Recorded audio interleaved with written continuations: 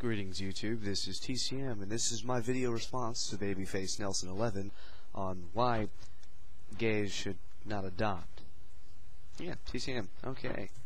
So, the Bible clearly states in Leviticus 18:22 that homosexuality is an abomination. So, I have a few questions. I mean, since you know the scriptures so frickin' well, there's a few of them that are kind of questionable. You know, when I burn a bull on the altar as a sacrifice, I know it creates a pleasing odor for the Lord. Leviticus 1:9. The problem is my neighbors claim that the odor is not really pleasing them. Should I smite them? Now see, I want to sell my daughter into slavery, as sanctioned in Exodus 21:7. In this day and age, what do you think would be a fair price for her? Now, I know I'm not allowed to have contact with a woman while she's in her period of menstrual uncleanness, Leviticus 15:19-24. The problem is, how do I tell? You know, I've tried asking, but most women take offense. In Leviticus 25:44, it states that I may indeed possess slaves, both male and female, provided they are purchased from neighboring nations. A friend of mine claims that this applies to Mexicans, but not Canadians. Can you clarify for me? You know, why can't I own Canadians? You know, I have a neighbor who insists on working on the Sabbath, strictly forbidden by Exodus 35:2. It clearly states that he should be put to death. May I kill him myself, or do I need to hand him over to the authorities?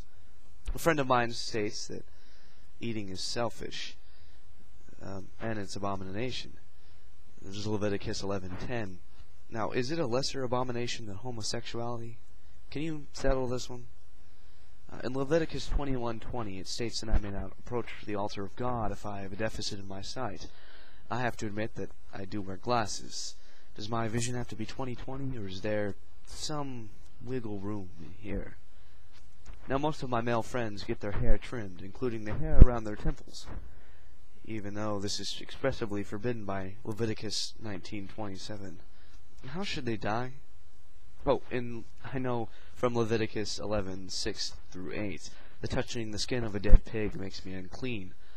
But may I still play football if I wear gloves? Now, my uncle has a farm. He violates Leviticus 19:19 by planting two different crops in the same field, as is his wife by wearing garments made of two different kinds of thread. He also tends to curse a lot, and yeah. Now, is it really necessary to go to the trouble of getting the whole town together to stone him, as Leviticus 24:10-16, or could we just burn them to death at a private family affair, like, you know, we do with people who sleep with their in-laws, Leviticus 20:14?